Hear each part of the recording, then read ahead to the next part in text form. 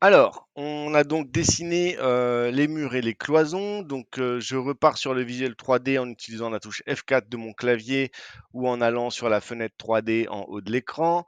Pour naviguer dans le visuel 3D, vous pouvez activer, donc cliquer sur la roulette de la souris. Une fois que la petite main apparaît, vous pouvez manipuler le visuel 3D comme ceci.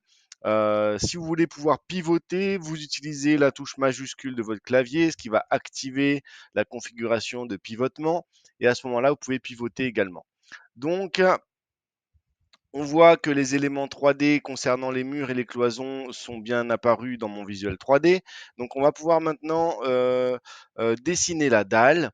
Donc, dalle du rez-de-chaussée et la dalle de l'étage. Donc, rien de compliqué pour cette vidéo.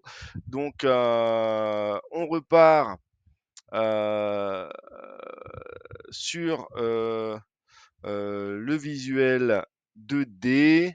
Donc pour aller sur le visuel 2D, on utilise la touche F2.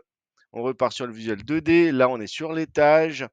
Si vous voulez aller sur le rez-de-chaussée, il faut aller dans le navigateur. Étant donné qu'on est sur l'étage, le rez-de-chaussée, les différents étages apparaissent sur la fenêtre du haut ici. Mais si vous êtes déjà sur la fenêtre de l'étage premier, vous ne pouvez pas accéder au rez-de-chaussée en utilisant les fenêtres du haut. Il faut venir dans le navigateur et venir cliquer directement sur rez-de-chaussée. Là, je repars sur le rez-de-chaussée. Donc, également sont dessinés les murs et les cloisons du rez-de-chaussée.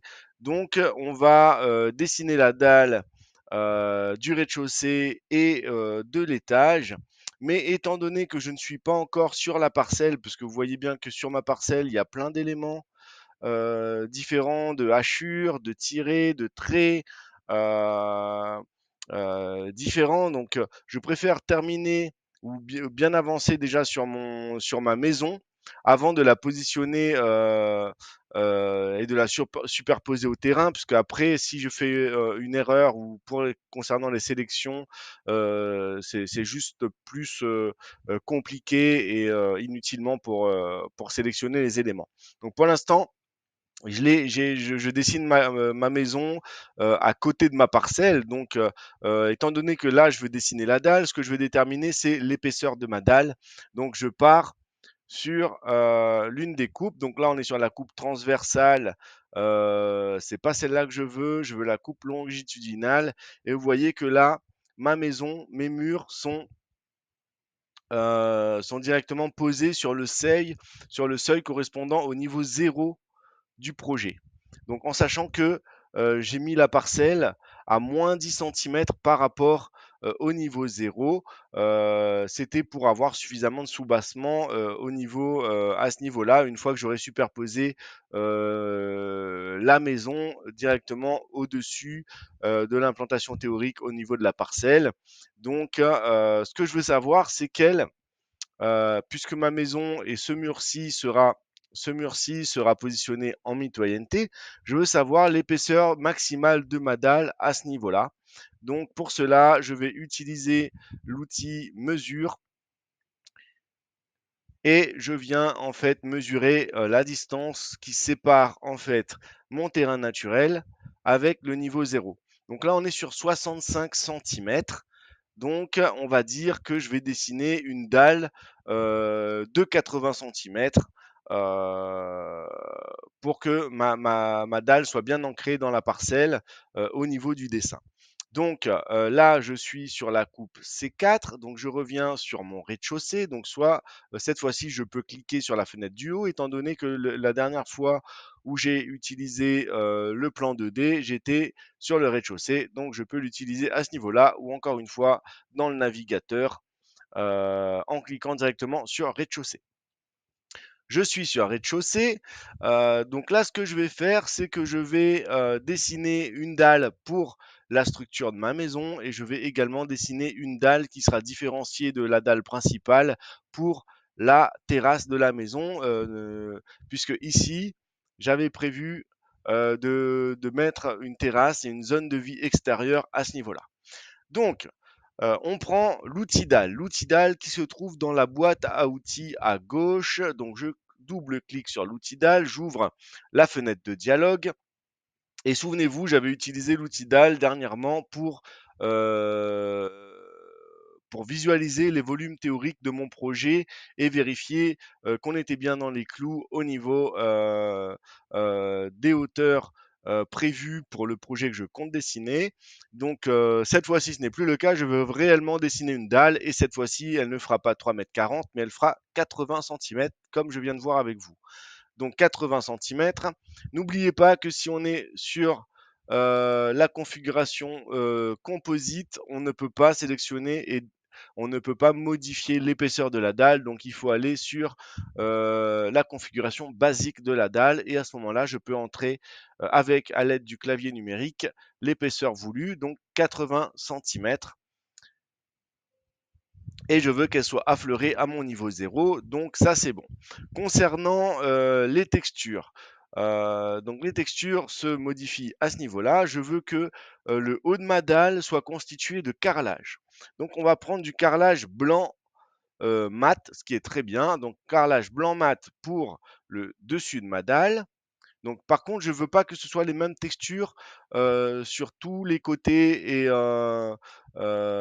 sur toutes les surfaces de ma dalle. Donc, je vais délier tout simplement en cliquant sur lier surface. Je vais délier les différentes surfaces entre elles et donc laisser carrelage blanc mat sur le dessus de ma dalle. Sur les côtés, je vais mettre la texture étanchéité bitume pour visualiser en fait tout simplement l'étanchéité périphérique qui sera en fait tout simplement qui viendra faire l'étanchéité sur le contour de ma dalle et qui elle est de couleur noire. Donc, je vais directement utiliser la texture étanchéité bitume à ce niveau-là. Et je sais que le contour périphérique de ma dalle sera constitué de couleur noire qui viendra représenter et visualiser l'étanchéité du bitume. Le dessous de ma dalle, bah, écoutez, on va juste mettre comme si elle était réelle et puis choisir comme texture pour le dessous de ma dalle. Je peux laisser là puisqu'elle ne sera pas visible de toute façon. Mais on va dire que je vais prendre du béton brut pour le dessous de ma dalle. Et bah écoutez, ma configuration est terminée. J'ai pas besoin de configurer beaucoup plus que ça pour faire ce dont j'ai besoin. Donc, dalle à 80 cm d'épaisseur, carrelage au-dessus, étanchéité bitume sur le contour périphérique et texture béton brut sur le dessous de ma dalle. Je valide la configuration. Je n'ai pas fini puisque ici, on est sur l'option de géométrie rectangulaire. Si je dessine une dalle, je ne pourrai dessiner qu'une dalle rectangulaire carrée, mais je ne pourrai pas sortir de cette géométrie. Là, à moins de le faire en deux fois, ce que je n'ai pas envie de faire, je veux dessiner ma dalle en une seule fois, donc j'utilise l'option de géométrie polygonale, ce qui va me permettre de constituer plusieurs arrêts et de dessiner ma dalle euh, de manière polygonale et elle pourra s'adapter exactement à mon dessin. Donc, je prends l'un des coins de la structure de ma maison. Comme je vous l'ai dit, je vais dessiner deux dalles, c'est-à-dire l'une pour ma terrasse et une pour ma maison. Donc, pour l'instant, je vais juste suivre les contours de mes murs porteurs. Donc, je clique une première fois, je détermine un second arrêt et à chaque coin de la maison, je vais déterminer un arrêt différent et vous voyez que là, je vais dessiner une dalle qui viendra exactement suivre les contours de mes murs périphériques, des murs périphériques de la maison. Donc, étant donné que j'ai cliqué sur le point exact là où j'ai commencé le dessin de ma dalle, la dalle est considérée comme valide et dessinée par le logiciel. Donc là, en 2D, on ne le voit pas, mais si je reviens sur le visuel 3D, donc en utilisant la touche F4 ou encore la fenêtre 3D située en haut de l'écran, vous voyez que là, ma dalle a été dessinée en dessous du point 0 et constituera en fait la dalle du rez-de-chaussée. Donc voilà pour la dalle du rez-de-chaussée. Une fois la dalle du rez-de-chaussée dessinée, il ne me reste plus que la dalle de l'étage à dessiner, puisque là vous ne voyez pas, mais pour l'instant c'est vide. Et ce que je vois, c'est la dalle du rez-de-chaussée le carrelage que je vois appartient au rez-de-chaussée. Donc là, il me faut que je dessine une dalle pour l'étage. Donc, je clique sur l'espace de travail pour désélectionner. Je pars sur l'étage et là, je repars en 2D, en visuel 2D. Et je resélectionne ma dalle. Cette fois-ci, je ne veux pas une dalle de 80 centimètres puisque ce sera la dalle de l'étage. Donc, bon, effectivement, en fonction des matériaux, en fonction de la portée de vos poutrelles ourdies, en fonction que si vous faites une dalle traditionnelle coffrée ou en fonction de si vous faites un plancher en bois ou quoi que ce soit, vous aurez des épaisseurs de dalle qui seront différentes. On va dire que pour simplifier la démonstration et le tutoriel, on va partir sur une épaisseur standard de 20 centimètres pour la dalle de l'étage. Donc je vais prendre 20 centimètres en sachant que 20 centimètres, ça pourrait correspondre très bien à plusieurs techniques de construction et que le constructeur, de toute façon, pourra, si vous dessinez une dalle de 20 centimètres, pourra toujours adapter sa construction par rapport à la structure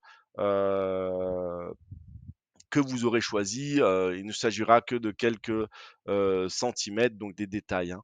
Donc, nous, on va prendre 20 centimètres et on va garder la configuration à zéro projet de 2,80 m, sachant que les murs du rez-de-chaussée font 2,80 m, dalle comprise. Donc, c'est-à-dire que ma dalle va venir affleurer les 2,80 m et qu'il restera 2,60 m sous dalle. Donc, carrelage blanc mat, très bien. Périphérique, étanchéité bitume, vu que c'est la dalle de l'étage, je n'ai plus besoin de cette texture pour euh, texturiser en fait la périphérie de ma dalle. Donc là, je vais garder exactement la même texture que la peinture pour ne pas avoir de différence de texture, étant donné que ma dalle fera le contour périphérique de mon étage. Je vais prendre enduit blanc nature, ce qui correspond à la même texture des murs extérieurs. Concernant le dessous de ma dalle, je vais prendre euh, une peinture blanche, tiens, peinture blanc brillant pour le dessous de ma dalle. Donc voilà, hein, si vous voulez par exemple un plafond en bois ou un plafond d'une couleur différente ou un plafond avec bon, des textures complexes, je ne vais pas vous montrer dans ce tutoriel là, mais en sachant que plus ou moins toute texture est possible, hein, dans ce logiciel.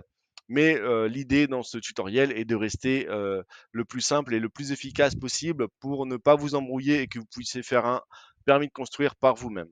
Donc on va garder la peinture blanc brillant pour le dessous de ma dalle, ce qui constituera en fait le plafond de mon rez-de-chaussée. Donc dalle à 20 centimètres d'épaisseur, à 2,80 m par rapport à zéro projet, constitué de carrelage sur le dessus de ma dalle, d'enduit blanc nature sur la périphérie de ma dalle et de peinture blanc brillant sur le dessous de ma dalle qui constituera également le plafond de mon rez-de-chaussée.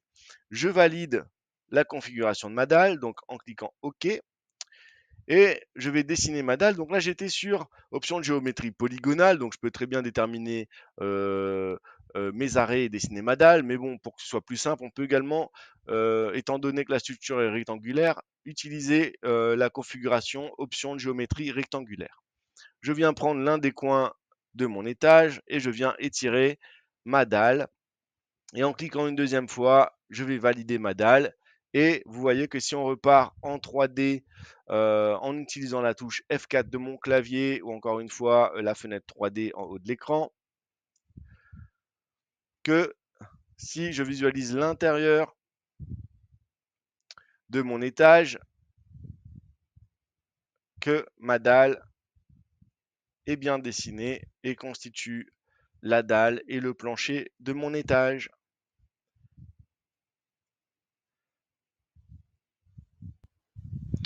Bon, reste plus qu'à dessiner les terrasses extérieures. Donc, je repars sur ma vue 2D en utilisant la touche F2 de mon clavier. Donc, une fois sur la touche 2D, je suis bien sur mon rez-de-chaussée. Ce que je vais faire, c'est que je vais prendre la pipette qui va me permettre de prendre les paramètres de ma dalle existante. Donc là, vous voyez, quand je mets en surbrillance, il me met en surbrillance la hachure. Donc moi, ce que je veux, ce n'est pas la hachure, je veux la dalle. Donc si je veux pouvoir sélectionner ma dalle, il va falloir que je mette de la touche tabulation de mon clavier et vous allez voir qu'il va désuperposer les différentes couches et me permettre de sélectionner ce que je veux. Donc la touche tabulation de mon clavier. Et voilà, donc il me met en surbrillance la dalle comme c'est écrit. Donc là, je vais pouvoir prendre les paramètres de ma dalle. Donc là, je suis bien selon la boîte à outils sur l'outil dalle. Donc normalement, en utilisant la pipette, il m'a repris exactement la même configuration de la dalle que j'ai utilisée pour la maison. Étant donné que je veux différencier en fait le revêtement de sol euh, pour la terrasse, que le revêtement de sol de la terrasse ne soit pas le même que le revêtement de sol de ma maison. Je vais donc juste modifier ce paramètre et je vais donc cliquer sur la fenêtre de dialogue de ma dalle et je vais modifier en fait la texture supérieure de ma dalle. Donc là, on est sur le carrelage blanc mat. Je vais mettre du carrelage brun clair pour ma terrasse. Au moins là, j'ai une terrasse euh, qui est différenciée de ma dalle intérieure. Et généralement, on ne met pas forcément le même carrelage sur la terrasse ou à l'intérieur. Donc ça va m'aider aussi quand je vais, si par exemple on exporte après notre projet sur un logiciel de rendu quelconque, je pourrais à loisir changer comment dire, les textures différemment, indépendamment l'un de l'autre, concernant le revêtement de sol de la maison et le revêtement de sol de la terrasse. Donc, carrelage brun clair, je valide. Concernant les autres paramètres, ils restent les mêmes. Je prends un coin de ma terrasse et je clique et je viens étirer ma dalle jusqu'à l'autre coin où je vais cette fois fermer ma dalle et donc la valider. Et vous voyez que si je repars sur mon visuel 3D, donc soit en utilisant euh, la fenêtre 3D en haut de l'écran, soit en utilisant la touche F4 de mon clavier. Et vous voyez que j'ai bien une dalle qui va constituer en fait la dalle de ma terrasse extérieure. Donc je sais que là-haut, j'ai un espace qui va me permettre, donc à l'étage, hein, ici, j'ai un espace qui va me permettre, donc je reviens sur la flèche de sélection, qui va me permettre soit de couvrir avec une couverture quelconque ma terrasse, soit encore je peux faire une terrasse pour l'étage. Étant donné que je vais vous montrer comment on fait une toiture, je vais plutôt mettre une terrasse à l'étage. Ça va me permettre de vous montrer comment on fait des garde-corps dans un second temps. Donc, je vais à l'étage. Donc, dans le navigateur à droite, double-clique sur l'étage. Et étant donné que là, je n'ai pas en transparence le dessin du rez-de-chaussée, je repars sur rez-de-chaussée et en faisant clic droit, je vais ouvrir la fenêtre de dialogue qui va me permettre de configurer les références de traces du rez-de-chaussée, donc afficher comme référence de trace. Donc là, vous allez voir que quand je vais repartir sur l'étage, donc j'ai bien la trace de ce qui a été dessiné au rez-de-chaussée. Donc je vais également reprendre, donc là avec la pipette de prendre paramètres, je suis bien, quand je mets en surbrillance, je suis bien sur la dalle, donc je prends les paramètres de ma dalle. Comme tout à l'heure, je vais réouvrir la boîte de dialogue et je vais modifier juste le revêtement de sol concernant la dalle extérieure et je vais choisir carrelage brun clair. OK, et là, pareil, donc je clique sur l'un des coins de la terrasse, je clique sur l'autre coin et ma terrasse, en revenant en m'aidant de la touche F4 du clavier, je vais pouvoir aller sur le visuel 3D et on voit bien que ma terrasse est dessinée. Donc, dans une autre vidéo, je vous montrerai comment on dessine les poutres et les poteaux. Donc voilà, pour cette vidéo, il s'agissait des dalles. Donc, donc voilà pour les dalles. Donc voilà pour cette vidéo. Bah, merci de votre écoute. À la prochaine.